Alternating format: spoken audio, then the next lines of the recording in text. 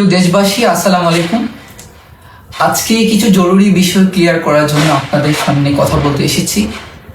আপনারা নিশ্চয় অবগত আছেন, গতকাল শায়েস্তাগঞ্জ থানা এলাকায় আমাদের এক জুলাই আন্দোলনকারী ভাইকে অন্যায়ভাবে গ্রেফতার করায় থানা প্রশাসনের সাথে কথা বলার প্রাক্কালে উত্তেজনাকর পরিস্থিতিতে আমার মুখ ফসকে অসাবধানতা বশত একটি স্লিপ অফ টাংকে কেন্দ্র করে দেশবাসীর নিকট একটি ভুল বার্তা পৌঁছার উপক্রম হওয়ায় প্রকৃত তথ্য দেশবাসীর নিকট তুলে ধরার জন্য আজকে আপনাদের সামনে হাজির হয়েছি। মূলত গতকাল আমি উক্ত সংশ্লিষ্ট থানাতে শুধুমাত্র গিয়েছিলাম আমার একজন জুলাই সহযোদ্ধাকে বাঁচানোর জন্য, যাকে ভুল তথ্যের ভিত্তিতে ডেভিল আখ্যা দিয়ে থানায় নিয়ে যাওয়া হয়েছিল। আমার স্থানীয় সহযোদ্ধাগণ, ভুক্তভোগী পরিবার এবং ইনফ্যাক্ট আমি নিজে উক্ত সহযোদ্ধার আন্দোলনে তার যথেষ্ট ভূমিকার যথেষ্ট প্রমাণ সম্বলিত তথ্যগুলো প্রশাসনের নিকট বারবার উত্থাপন করলেও তারা তাকে ছাড়তে টালবাহানা শুরু করলে এক পর্যায়ে আমি নিজের উপর নিয়ন্ত্রণ হারিয়ে ফেলি। কারণ আমার কাছে তখন একটা বিষয় মুখ্য মনে হয়েছিল যে ছেলেটি আমার সাথে আন্দোলন করেছে, যে ছেলেটি আমার সাথে একই সারিতে দাঁড়িয়ে ফাইট করেছে, সেই ছেলের সাথে এভাবে অন্যায় করা হবে, এটা অন্তত আমি মেনে নিতে পারি নাই।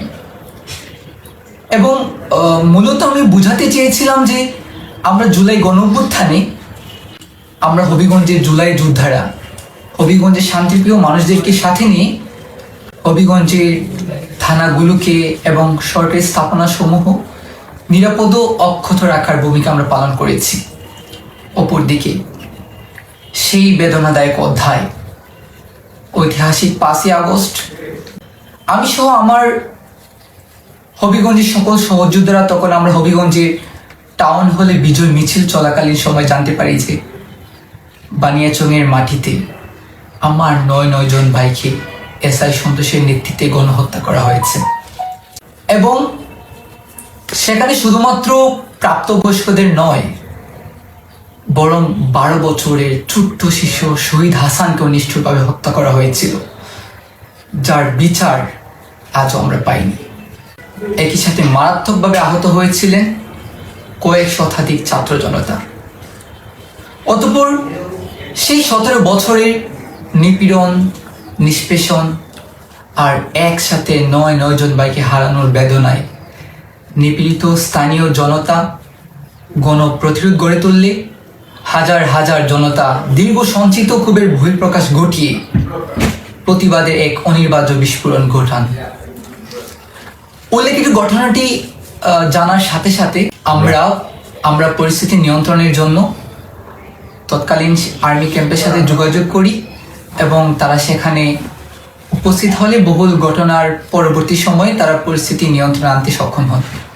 দেখুন, আমি একটু বেশি স্পষ্ট করতে চাই, কিছু সংখ্যক প্রশাসনের লেবাসধারী ফ্যাসিস্ট রেজিমের অংশীজনের বাহিরে সামগ্রিক পুলিশ বাহিনী আমাদের শত্রু নয়, বরং 4 আগস্ট হবিগঞ্জকে ফেসিবাদ মুক্ত করার পর থেকে আমরাই হবিগঞ্জের ছাত্র জনতা তাদেরকে সর্বোচ্চ সহযোগিতা করেছি এবং সকল থানাগুলোকে আমরাই পাহারা দিয়েছি এবং একই সাথে থানাগুলোকে তথা সরকারি স্থাপনাসমূহ রক্ষা করার চেষ্টা আমরাই করেছিলাম। আজকে আমি অত্যন্ত উদ্বেগের সাথে লক্ষ্য করেছি আমার বিরুদ্ধে যেভাবে কুট করে একটি স্লিপ অফ টাংকে বিভিন্ন মিডিয়ায় ছড়িয়ে দেওয়া হয়েছে, সেটি আমাকে চরমভাবে মানসিকভাবে বিধ্বস্ত করেছে। তার বিপরীতে আমি শুধু একটা কথাই বলেছি যে আমাকে আঘাত করুন, আমি মাথা পেতে নিব, কিন্তু প্লিজ আমার উপর বেইনসাফ করতে যে আমার বানিয়াচংয়ের যে 9 জন ভাইকে গণহত্যা করা হয়েছে, প্লিজ তার বৈধতা দিবেন না।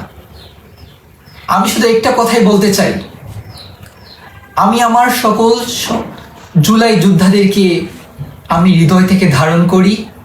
সেই জায়গা থেকেই আমি যখন শুনতে পেরেছিলাম আমার এক সহযোদ্ধাকে অন্যায়ভাবে ডেভিল আখ্যা দিয়ে গ্রেফতার করা হয়েছে বা আমার এক সহযোদ্ধাকে এভাবে ট্যাগিং করে ডেভিল আখ্যা দিয়ে গ্রেফতার করা হবে, এটা অন্তত আমি মেনে নিতে পারি না।